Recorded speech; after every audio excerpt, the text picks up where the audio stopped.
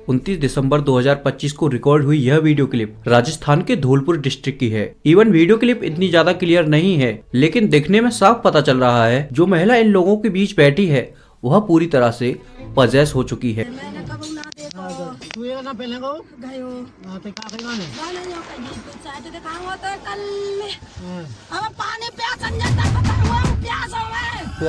पहले यह महिला अपने पति की आवाज निकाल इन लोगों से पीने के लिए पानी मांगती है और फिर अपने पति की डेड बॉडी की एग्जैक्ट लोकेशन बताती है एंड इसी के साथ बताती है कि उसके पति के सर पर किसी ने भारी पत्थर से वार किया है। अभी कार में बैठे हुए इस लेडीज के परिवार वाले इसी की ही बताई गई लोकेशन शेरगढ़ किले के पास बनी झाड़ियों में जाकर देखते हैं कि इस महिला ने जो पत्थर बताया था सेम वही पत्थर वहाँ पर पड़ा हुआ है एंड उस पत्थर के ऊपर कुछ ब्लड स्पॉट है एंड इसके बाद इसकी सूचना नजदीकी पुलिस को दे दी जाती है और जब मौके पर पुलिस पहुंचकर आगे की कार्रवाई शुरू करती है तो उससे थोड़ी सी ही आगे लगभग 30 फीट गहरी खाई के अंदर पुलिस को एक बॉडी दिखाई देती है। अभी पुलिस एक रस्सी की सहायता से उस बॉडी के पास में पहुंचती है और वहां जाकर देखती है कि यह बॉडी किसी और की नहीं, इसी महिला के पति रविकांत की है। अभी पुलिस बॉडी को हिरासत में लेने के बाद पोस्टमार्टम के लिए भेज देती है और आगे की इन्वेस्टिगेशन के लिए फॉरेंसिक टीम के साथ साथ लोकल पुलिस, डिस्ट्रिक्ट पुलिस और डॉग स्क्वाड की टीम को भी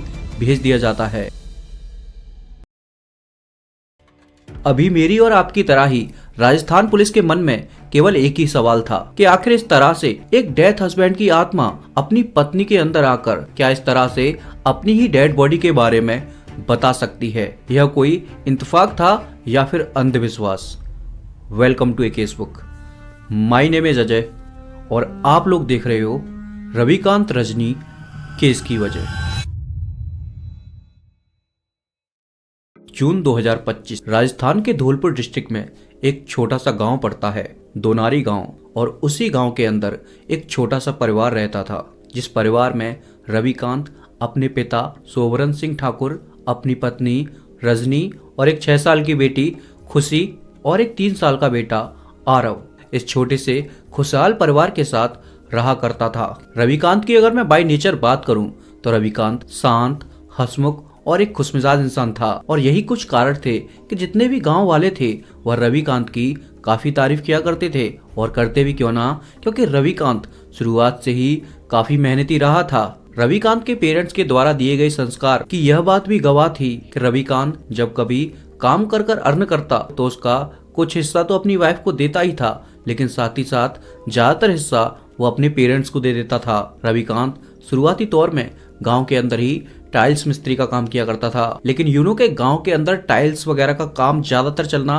थोड़ा मुश्किल है और इसी के चलते रविकांत इसी काम को करने के लिए बेंगलोर चला गया था। और रविकांत की वाइफ और उसके बच्चे और उसके पेरेंट्स घर पर रहा करते थे और रविकांत काम के चलते बेंगलुरु में रहा करता था, जिसकी वहां पर बेसिक सैलरी लगभग 20,000 के आसपास थी। और रविकांत दिल का इतना साफ इंसान था कि 20,000 में से वह हर महीने लगभग 15,000 रुपए अपने घर पर खर्चे के लिए भेज दिया करता था। एंड इसके कुछ समय बाद ही रविकांत को काम के सिलसिले में गांव आना पड़ा।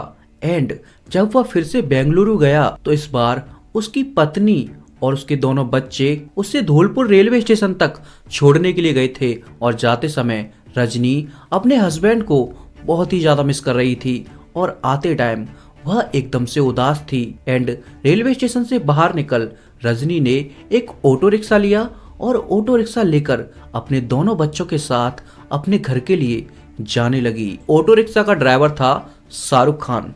तभी रजनी नोटिस करती है कि शाहरुख खान ऑटो में लगे मिरर से रजनी को एक नजर देख रहा है, लेकिन इसकी बात पर रजनी उसको कुछ नहीं कहती है और शाहरुख रजनी को उसके घर पर छोड़ देता है। एंड इसके ही तकरीबन 15 दिन बाद रजनी को मार्केट जाने के लिए कोई काम होता है, तो इसीलिए रजनी इस बार अपने बिना बच्चों के मार्केट के लिए निकल जाती है। लेकिन इत्तेफाक से उसे शाहरुख खान उसी ऑटो के साथ फिर से मिल जाता है। लेकिन आज के इस केस में यहाँ पर एक चीज बहुत ज्यादा कॉमन थी कि इस बार शाहरुख खान और रजनी इस ऑटो में बिल्कुल अकेले थे। एंड अकेला होने के कारण शाहरुख और रजनी आपस में बातें करते हैं, हंसी मजाक करते हैं और इसी के दौरान शाहरुख रजनी को बोलता है कि आप मार्केट चले जाओ और लौटते टाइम आप एक काम करो कि मेरा कॉन्टेक्ट नंबर ले जाओ और मैं आपको आपके घर के लिए ड्रॉप भी कर दूंगा। अब इसी पर रजनी शाहरुख खान मोबाइल नंबर ले लेती है और मार्केट के लिए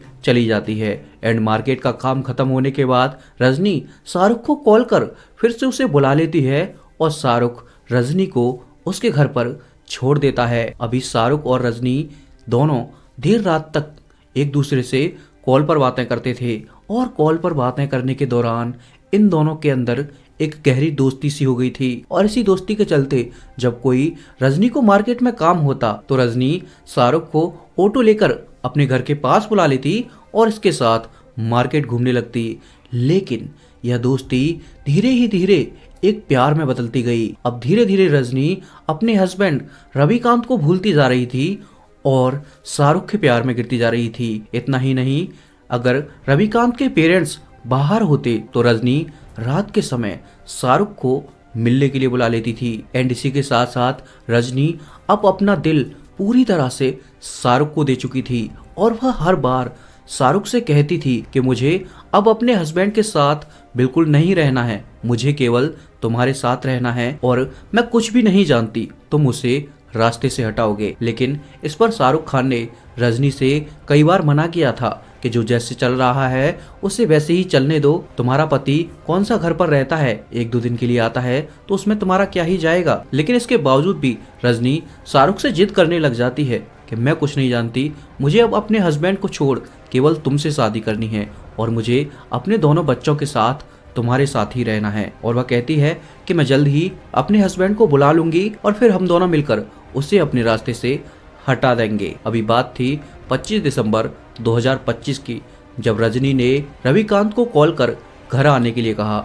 रजनी ने कहा कि पूरे 7 महीने हो चुके हैं लेकिन तुम अभी तक घर पर नहीं आए हो। तो इस पर रविकांत कहता है कि सुनो, मुझे बहुत काम है, ठेकेदार छुट्टियां नहीं दे रहा है, आखिर भला मैं कैसे आ सकता हूँ। तो इस पर रजनी कहती है कि मुझे तुम्हारी बहुत याद आ रही है और मैं तुमसे मिलना चाहती हूँ, मेरी बात अपने ठेकेदार से कराओ। तो इस पर रविकांत तुरंत ही अपना फोन ठेकेदार को दे देता है और रजनी ठेकेदार से बोलती है कि तुमने मेरे हस्बैंड को खरीद नहीं लिया है, उसे चुपचाप से इधर भेजो, उसने काफी टाइम से छुट्टी भी नहीं ली है। तो इस पर बेंगलुरु में रह रहा रविकांत का ठेकेदार उसे छुट्टियां दे देता है और 26 दिसंबर 2025 को लगभग दोपहर के करीब 2 बजे रविकांत धौलपुर आ जाता है। और धौलपुर रेलवे स्टेशन के बाहर शाहरुख खान अपना ऑटो लेकर रविकांत का इंतजार कर रहा था, क्योंकि रजनी ने रविकांत को शाहरुख खान के बारे में पहले ही बता दिया था। उसने बताया कि वह मेरे जानने पहचानने वाला एक लड़का है,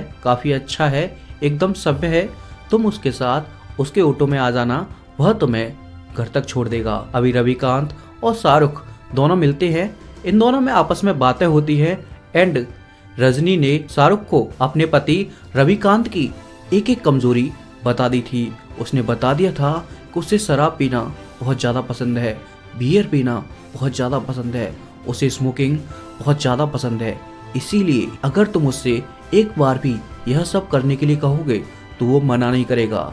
इसीलिए शाहरुख रविकांत को बोलता है कि हम पास में ही शेरगढ़ किले के आसपास चलते हैं, सुनसान माहौल है, वहाँ पर कोई भी नहीं आता जाता है, पहले हम थोड़ा बहुत पार्टी वगैरह करते हैं एंड इसके बाद मैं तुम्हें तुम्हारे घर पर छोड़ दूंगा। तो रविकांत को शराब की लत तो पहले से लगी हुई थी और रविकांत को अपनी वाइफ रजनी की बातों पर पूरा भरोसा था, क्योंकि उसने बताया था कि लड़का काफी अच्छा है, सभ्य भी है।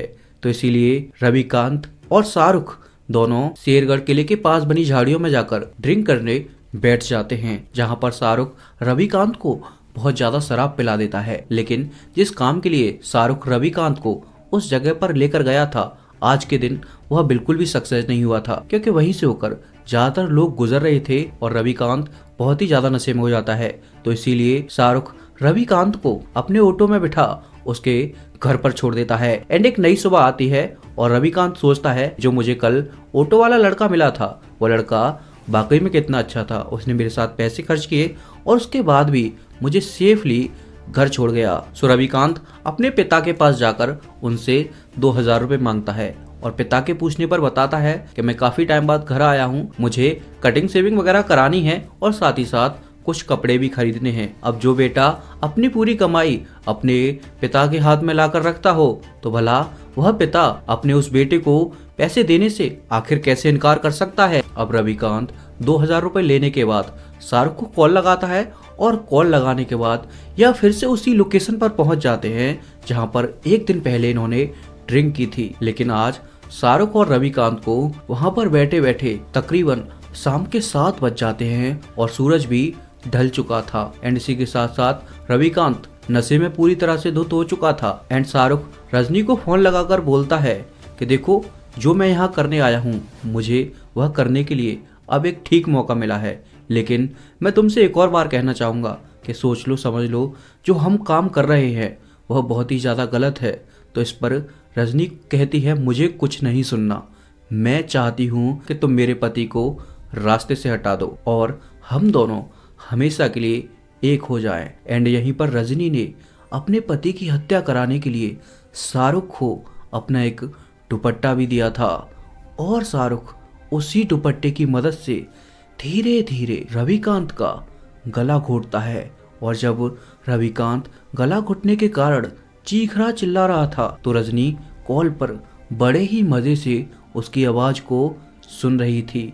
एंड कुछ समय बाद ही रविकांत वहीं पर अपना दम तोड़ देता है और शाहरुख उसके सर पर एक पत्थर से वार और कर उसकी लाश को 30 फीट गहरी खाई में फेंक वहां से फरार हो जाता है। अब घर पर बेचैन हो रहे रविकांत के पिता ने जब अपने बेटे को कॉल लगाया तो उसका नंबर स्विच ऑफ जाने लगा। शुरुआत में तो रविकांत के पिता को लगा कि शायद कहीं दोस्तों के साथ घूमने निकल गया होगा, जल्द ही वापस आ जाएगा।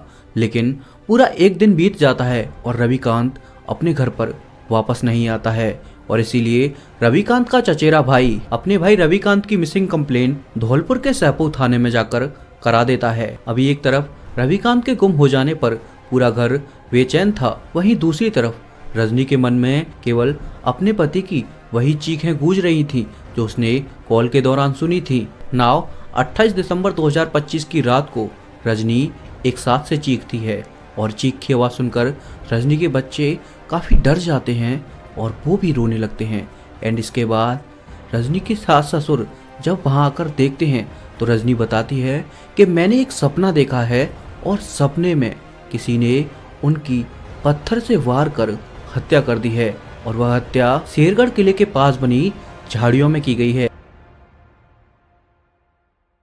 तो इस पर जो रविकांत के पेरेंट्स थे यानी कि रजनी के सास ससुर वह बोलते हैं कि कोई बात नहीं, अगर ऐसी बात है तो हम सुबह वहां जाकर देख लेंगे। लेकिन जैसे ही एक और नई सुबह आती है तो अब रजनी का एक और नया ड्रामा चालू हो जाता है। रजनी कुछ इस तरह से एक्टिंग करने लग जाती है कि जैसे उसके ऊपर उसके हस्बैंड की आत्मा आ गई हो और रजनी एक्टिंग करते हुए कहती है कि मेरा नाम रविकांत है, किसी अनजान ने मुझे मारकर मेरे शव को झाड़ियों में फेंक दिया है और आप जल्दी से जाकर मेरे शव को निकाल लो। एंड शुरुआती तौर में जो मैंने ये कार वाला वीडियो दिखाया था, यह वीडियो उसी के आसपास की लोकेशन का है, लेकिन पुलिस इसे अंधविश्वास मानते हुए रजनी से इन्वेस्टिगेशन करना शुरू कर देती है। शुरुआत में तो रजनी पुलिस को कुछ नहीं बताती और कहती है ऐसा कैसे नहीं, मुझे सपना ही आया था और वाकई में मेरे हस्बैंड की आत्मा मेरे अंदर आ जाती है। तो इस पर डिस्ट्रिक्ट पुलिस अपना दिमाग चलाते हुए रजनी का फोन जब्त कर लेती है।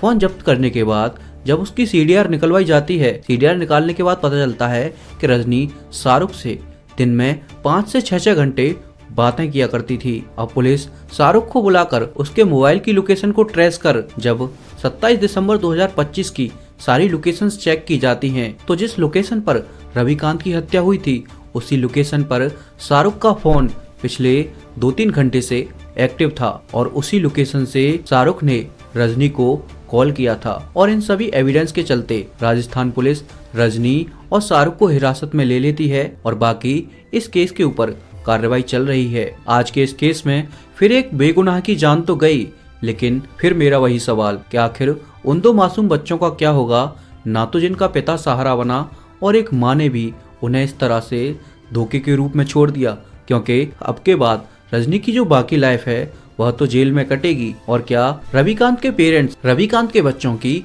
एक माँ और पिता की तरह परवरिश कर पाएंगे, क्योंकि कहा जाता है कि अपने बच्चों की परवरिश जो माँ और पिता कर सकते हैं वह इस दुनिया में कोई भी नहीं कर सकता। बाकी इतनी सी ही थी आज के इस केस की स्टोरी। एंड इस केस को लेकर आप लोगों की क्या राय रहेगी मुझे एक बार कमेंट बॉक्स में जरूर बताते जाना। एंड आप लोगों को ऐसे ही क्राइम स्टोरी सुनना या देखना पसंद है तो इस चैनल को सब्सक्राइब कर लेना। मैं आप लोगों से बहुत जल्दी मिलूंगा एक और नई वीडियो के साथ, एक और नए एपिसोड के साथ। तब तक के लिए अपना ख्याल रखना। धन्यवाद।